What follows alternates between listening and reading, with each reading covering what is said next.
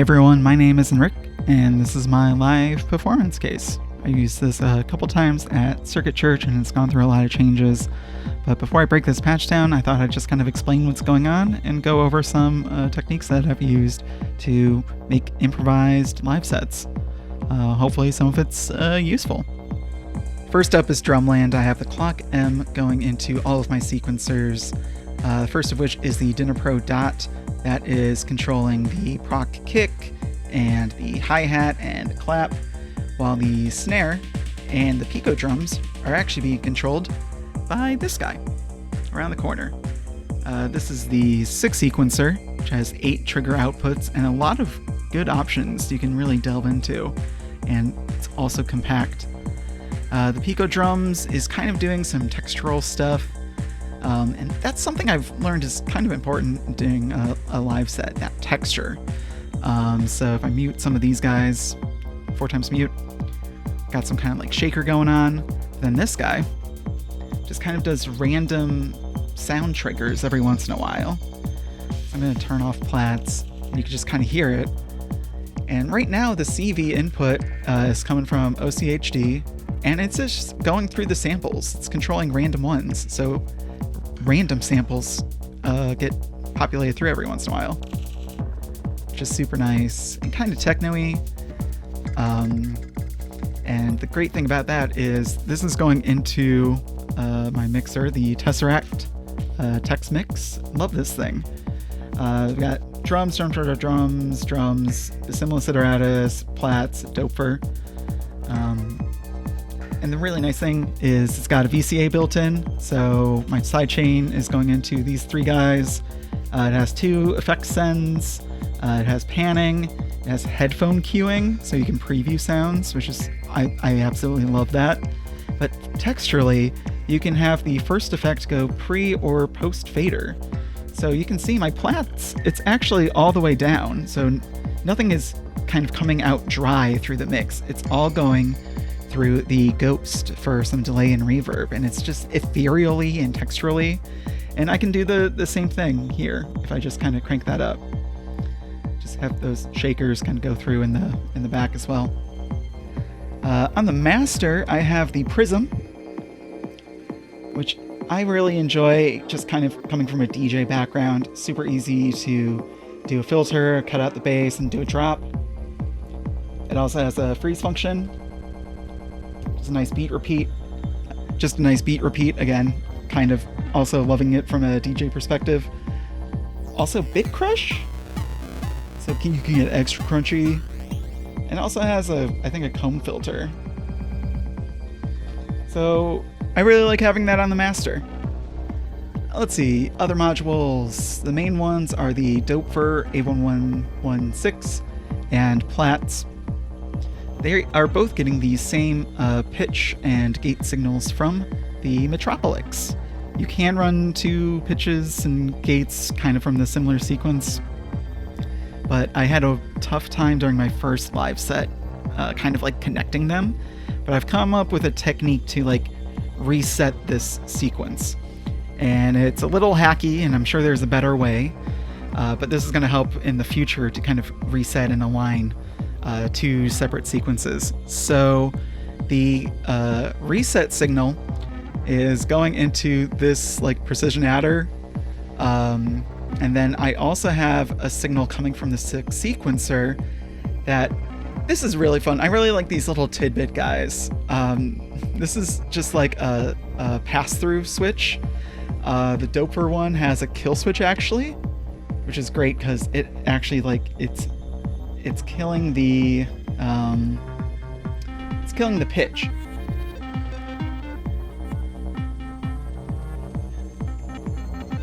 And that's great for just some extra glitchiness and some extra fun, especially when Plaits kind of is still doing the main sequence. So you can kind of play around with it that way.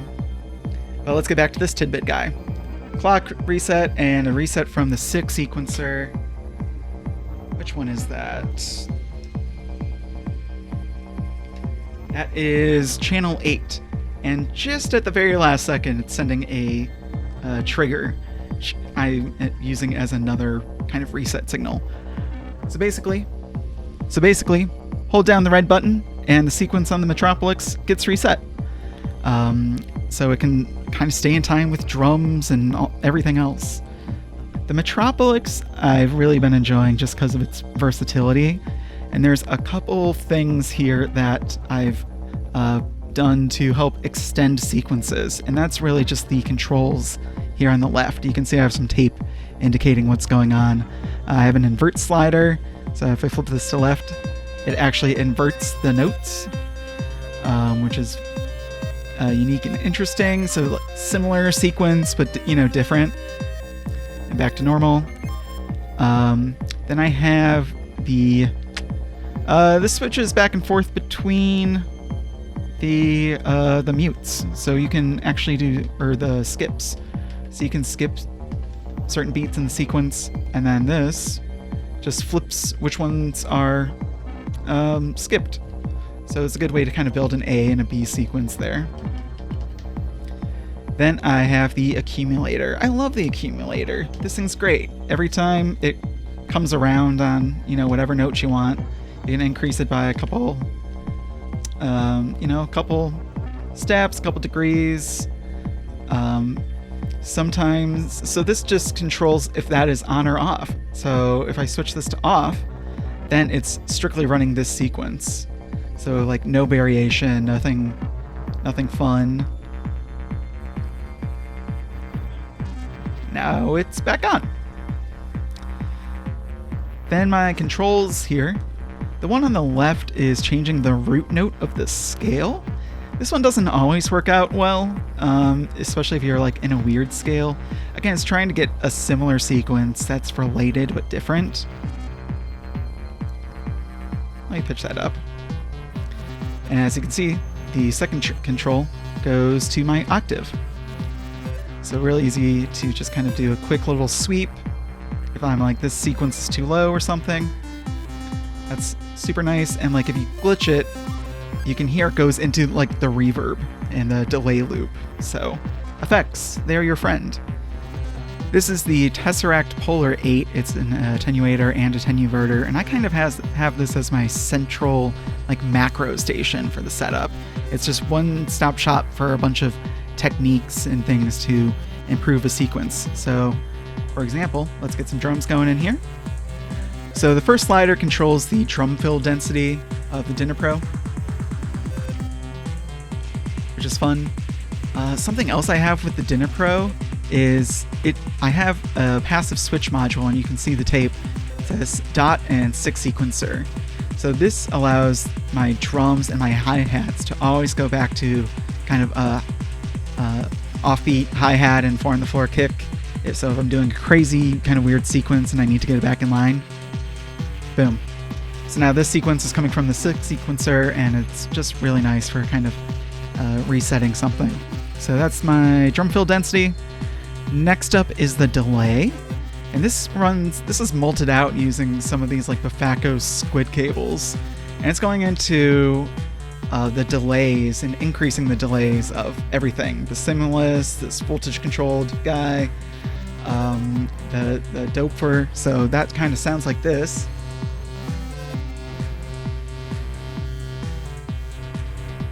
Just kind of really easy to bring it back, get it like, kind of plucky. So that's just, again, another way to like build up a build-up live and kind of keep things interesting. These other ones, this is controlling the saturation and resonance of the carbon filter. The saturation doesn't have a built-in control, it's only controlled with CV. Resonance, it's just nice to kind of have it there. Not currently running the Basimilus because this is its own crazy thing that I patched up that we'll go over in a sec. The Doepfer also has a trick up its sleeve. In addition to this pitch kill switch, I also have a pitch bend control here. So that pitch signal and the signal going into the Doepfer are getting combined into the Plum Audio mix. And this is just so that I can do pitch bends without messing with the tuning of my oscillator. And it also has a nice little tidbit thing that's like photo light sensitive, so you can also do fun little glitchies So there's lots of little glitch things you can do here, so it's pretty fun. This one controls the rotation of the Euclidean sequencer going on the Ornament and Crime Hemisphere. If you need to kind of dial in a sequence, that's controlling the BIA. So what's going on down here is this is another pitch bend. But you can see it's not doing anything right now because I have pitch coming from two places. I have it coming sample and holded over here from the main sequence. So you can hear that this is a very similar sequence to what's going on down here, but it's not locked into the same like pulses and triggers and gates as the Metropolix. It's being triggered from this Euclidean sequencer. So again, similar pattern, but different. Then the inside circle of this is kind of being used for accents. There's like this ping input on the carbon, and if I increase that resonance,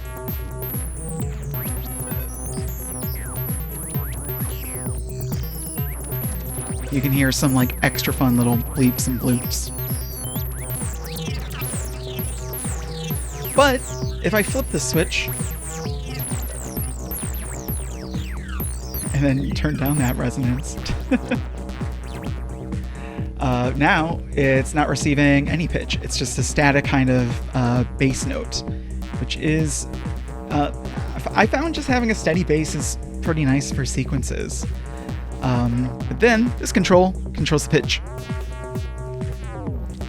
And it's more than just a pitch bend. This is actually quantized. So this goes into the quantizer side of the Ornament and Crime, and then the output actually goes into channel 8 here, and this attenuates the signal so that it is exactly 1 volt between the bottom and top.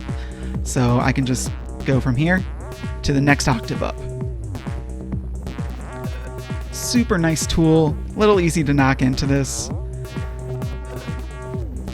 But that's what's going on in Basimilus Alter land. It does a lot of fun textural stuff, does great bass notes, and it can do its own little sequencing that's either its own thing or related to the main sequence.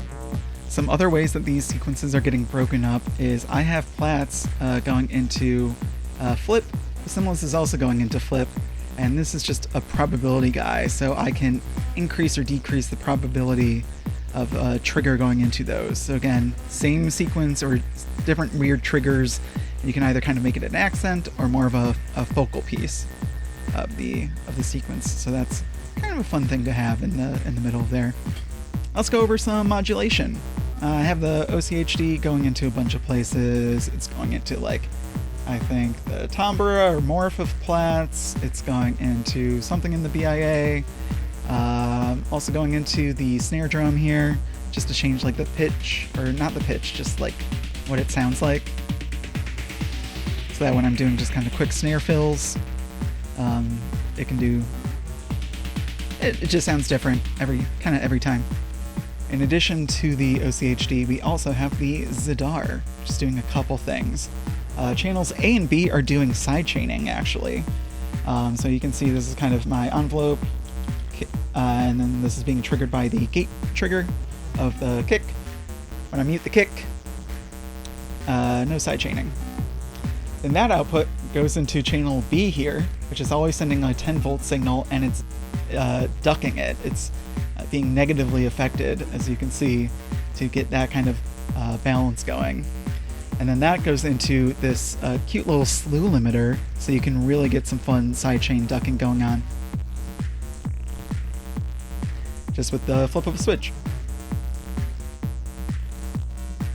And of course, that's going into the VCA of the Tesseract here. So again, love this thing. It's so nice. Channel C here is pulse width modulation. It's a very quick timing sequence, and that's going into the Doepfer. And you can actually hear it's like fairly in tune. Pulse width can kind of get a little wonky in terms of frequencies.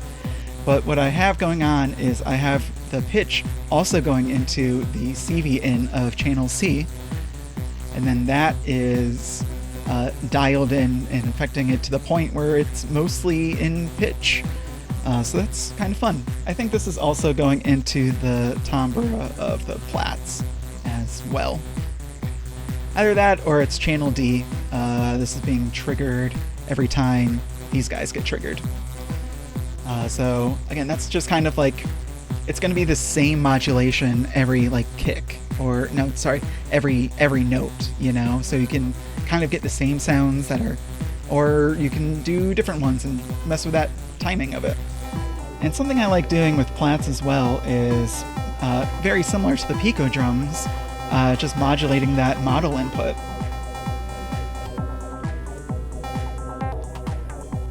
For like all of these little glitches.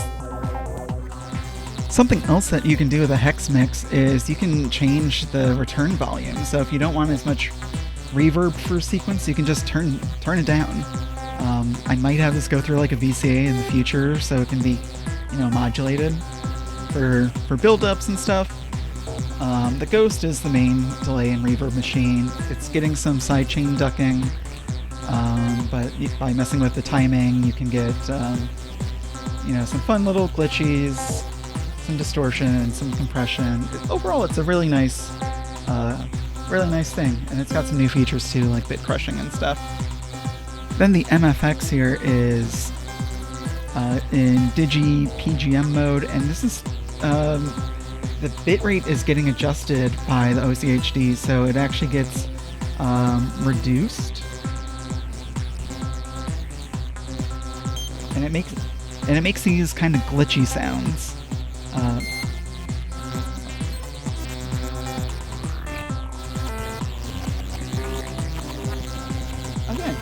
Again, just like a really nice thing to have texturally. So yeah, that's my live case, and it really just kind of shows how many things are like related and different ways to relate notes and, you know, triggers to one another, how you can modulate in such a compact space, and really just have some fun controls over stuff. I really enjoy this. So hopefully you learned something. And if you have any ideas, let me know. Always interested in learning more. All right, have a good one.